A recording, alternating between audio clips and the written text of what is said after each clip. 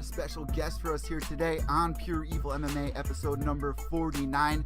He had an amazing, absolutely stunning, the crowd was going nuts, debut for Lion Fights just a couple weeks ago at Lion Fight 37 here in Connecticut, and he's going to be coming back September 29th for Lion Fight 38. We got Steve Walker. Put them to sleep. What's going on, Steve? How you doing? How's it going? I'm doing good right now. So listen, man, I was checking out some of your interviews before your pro debut. I mean, it's a big deal. You're on Access TV. Lion Fight's one of the leading companies in Muay Thai. Joe Rogan's always talking about it. So you got all these figures tuning in to watch you on Access TV, and you did an interview with my buddy Nick Portella saying that you thought it would go to decision. Were you shocked when you got that first round finish? And just to update everybody that's tuning in, your debut was at Lion Fight 37 back in June 28th, and you beat Louis Rousey at 2 minutes and 4 seconds of round number 1. The crowd was going crazy. Did you expect that to happen? So before I get into this, I just want to thank Scott, sir. Thanks, Scott, Ken. Also, just for having me fighting on Lion Fight, one of the biggest promotions out there. But going into this fight, I did thought it was going to be a decision due to the fact that I was dealing with somebody that is a veteran, and he had a lot of fights and more experience than I was. So I didn't want to be too cocky. So I felt like, you know what? I've been watching his videos, and he's very tricky, and I never fought a fighter like him before. So he's like a freestyle fighter. So I said, you know what, it might go down to a decision. But then just the feeling of me fighting and me feeling him out in the ring, I figured I could take him because he wasn't a kicker, and he wasn't checking none of my kicks. So, yeah. You were saying that he has a different style. He was throwing some weird stuff. You knew about that? You knew that he was going to come out trying to throw some stuff I've literally never even seen before. The crowd, the look on everyone's face was like, what's he doing in there? You were preparing for that, though. Yes, I was prepared for that due to the fact that I was watching his tapes, and I watched a lot of how he feints. So he does a certain feint before he does a fake, tricky side kick. And then he'll load up on a spinning back fist. So I was doing my homework on that. And then I was just practicing it, like how to read his foot movements. And yeah, that's how when you do your homework. So listen, man, honestly, the crowd, I've never heard the crowd get that loud over there at Foxwoods. So, who did you bring with you? You had at least 50 people going crazy there. Who were those people? So I brought a few of my mentors. I brought a lot of kids from the Boys and Girls Center and the Lee School.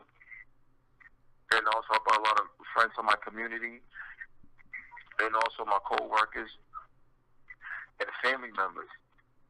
And they brought their friends and their family members. So it was a good support system for me. I was very nervous, in the beginning because I feel like I had a lot of weight on me because they're there, and you don't want to get, embarrassed in front of your family members and friends and co-workers. So a lot of pressure was on me, and plus it was my first debut. So with that behind you now, do you feel kind of pressured to, put on another amazing performance? Because Lion Fight 37 was one of the best cards I've seen them have in a while, and they've been putting on amazing cards. But I'm just saying, finish after finish, just is the pressure on for this one? Well, the pressure is on for this one. Like I said, I'm fighting another veteran, and this guy, his name is the Destroyer. So I'm sure he got that name for a reason. But right now, I'm just gonna focus on me and my craft, and I'm gonna bring bring my A game in the ring. So you were just saying And, that. you know, Oh, go ahead, Steve. okay, so I'm gonna bring my A game in this ring right here, and I'm just gonna, you know, come out with bombs. Also, I'm gonna fill my opponent out and just read him from there. But I am bringing a few people this round, and I know that, you know, I'm fighting for a reason. I'm fighting for a purpose. So it all boils down to who wanted more. So you're training, and you're a part of the Hyde Park Hard Knocks, Muay Thai, and MMA gym, man. And I heard you're a big part of the community. What do you do in your community? You know, helping people out. Because I grew up in the inner city as well here in New Haven. Nice. Well, what I do in the community is I help ex-offenders. Also help at-risk youth. So I help them with job resume. I help them with job search. I do workshops on HIV. I do workshops on domestic violence. I do workshops on cyberbullying. So these youth are from 13 all the way to 21. You know, and then also the gentlemen that come home from the pre-release, I help them get health insurance, and also I help them find jobs also. So you bring up cyberbullying, man. That's a new thing this day and age. My little sister, she's going through high school right now, and you know, you see all this crazy stuff on the internet about people, you know, doing bad things to themselves because of what other people are saying. And it's different, man. It's not like when we were kids going to school, where if you did something embarrassing, you didn't have to worry when you went home. You're able to relax. Now kids are going home and they're getting blasted by all these people.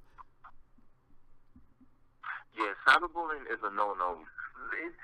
Even with the generation now, I see a lot of people making fun of death, and I don't really participate in that. Sometimes I might shoot my little opinions, like, hey, this is not cool and stuff like that. Because the thing about cyberbullying, once somebody bully you, it starts being shared. So you can never erase it, because by the time you erase it, somebody in Chicago already see it. Somebody in Minnesota already see it. Somebody in Canada seen it. Jamaica, Africa.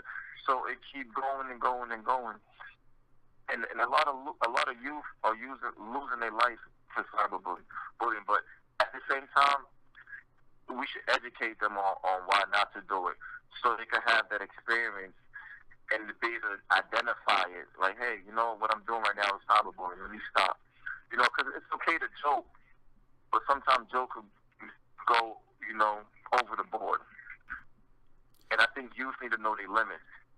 And the only way they'll know their limit is by educating them, by having workshops like that on it, so they can know what is cyberbullying.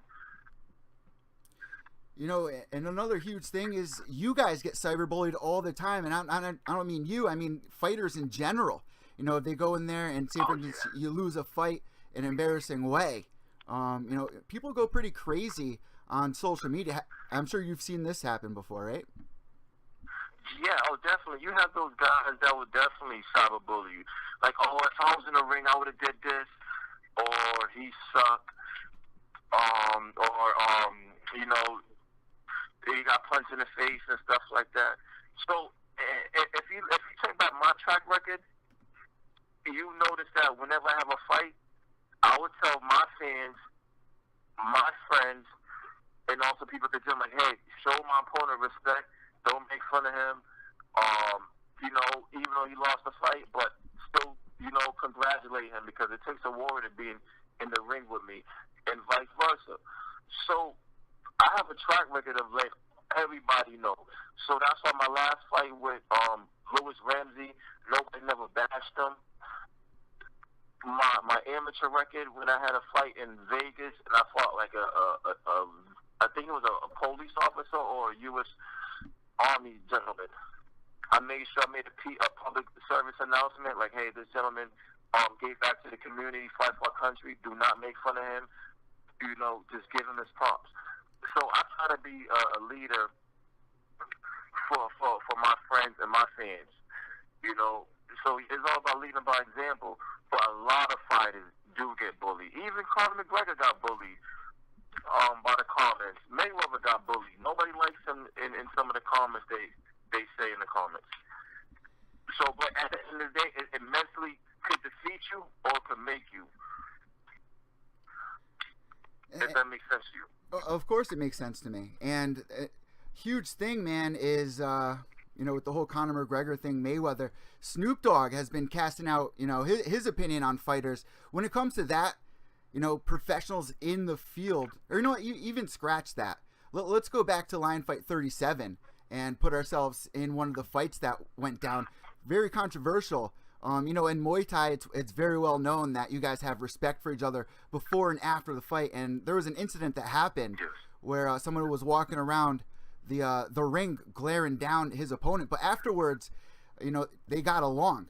But Muay Thai, man, you don't bring that to the table there. So, do you know what I'm talking about? And what did you think about that situation? Yeah. And the difference between Muay Thai and MMA, we're told to show your opponent respect and the cornerman respect before and after the fight. And the thing about Muay Thai is very spiritual.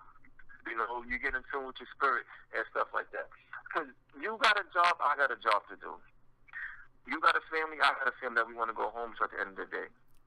So my job is to, either you come out with the victory or I'm going to come out with the victory. But at the end of the day, once we leave that ring, we can have fun and we can take a drink together. But we human. And there's no need for me to rub your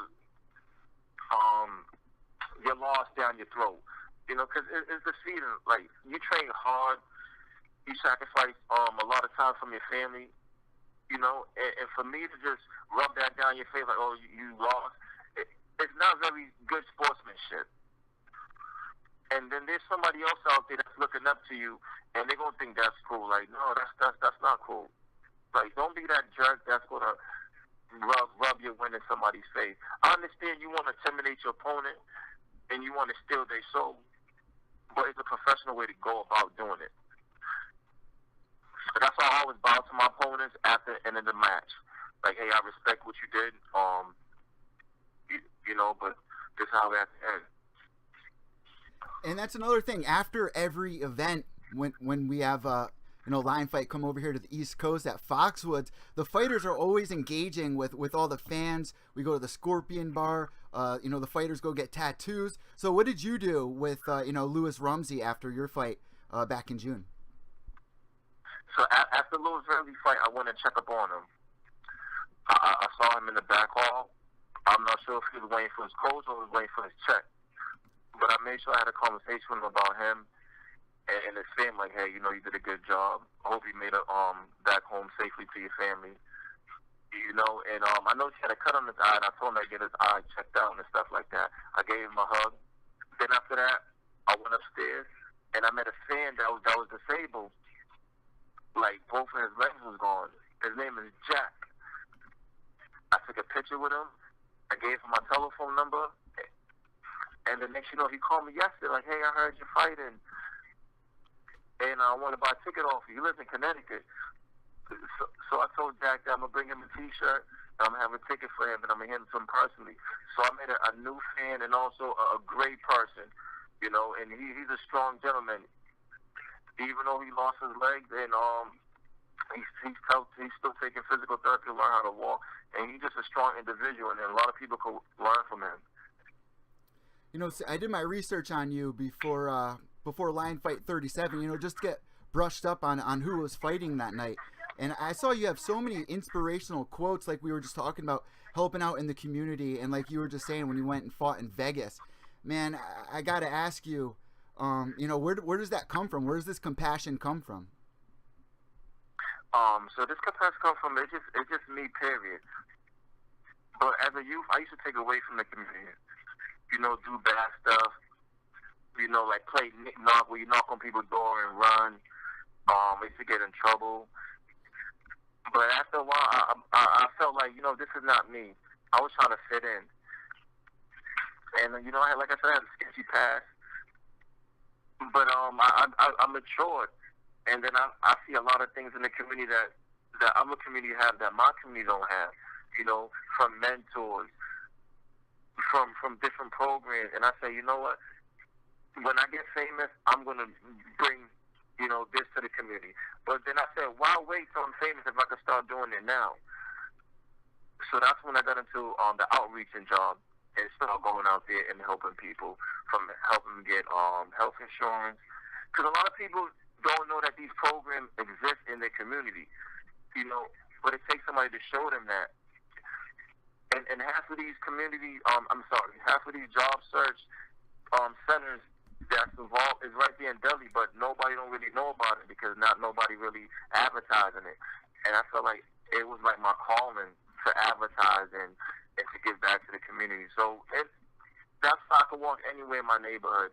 And everybody see me, they always say, hi, Steven, or that's the MMA fighter guy. They always tell me MMA fighter guy. But I just let them say it.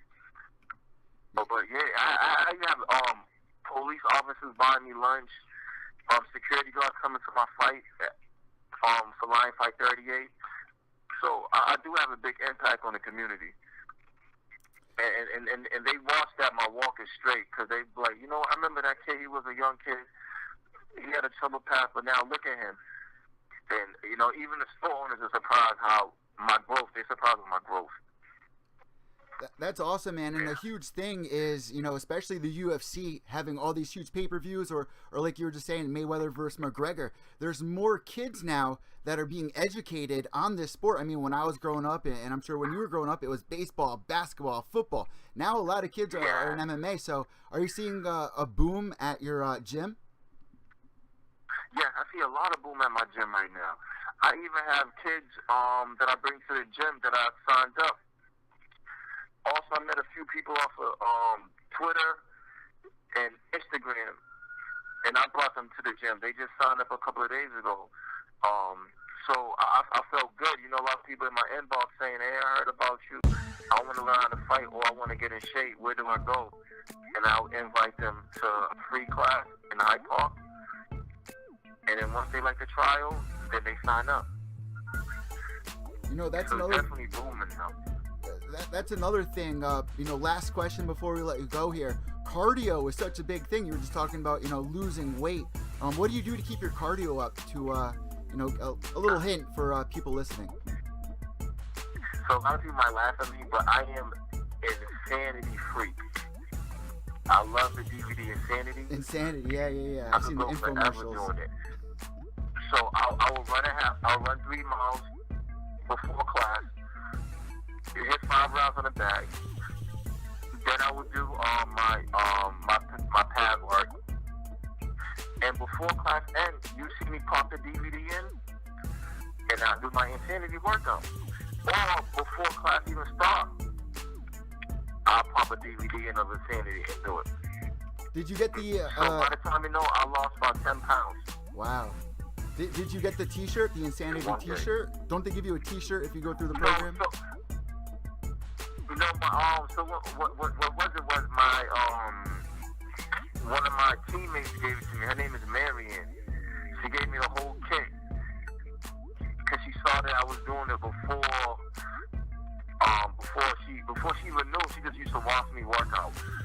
And I used to do the P90X. P90X, yeah. And she said, you know what? I have a Insanity DVD. You want it? And she gave me the whole kit. And I keep it in the gym. Every day I do it.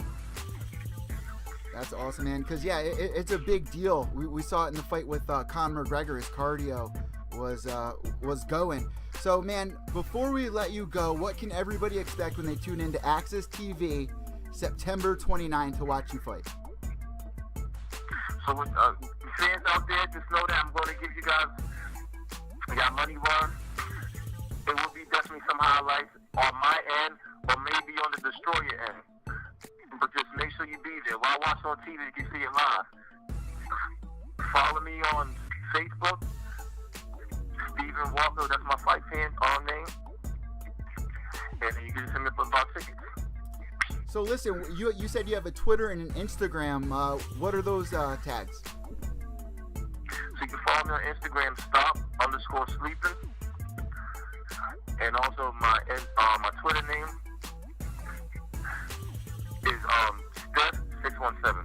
What is that? Say that one more time. My Twitter name is STIFF617. All right, I'll type that up for everybody. We'll get you some followers. I cannot wait to see you back in action come September 29th. I will see you at the weigh-ins, man. Best of skill until then. Thank you for coming on Pure Evil MMA.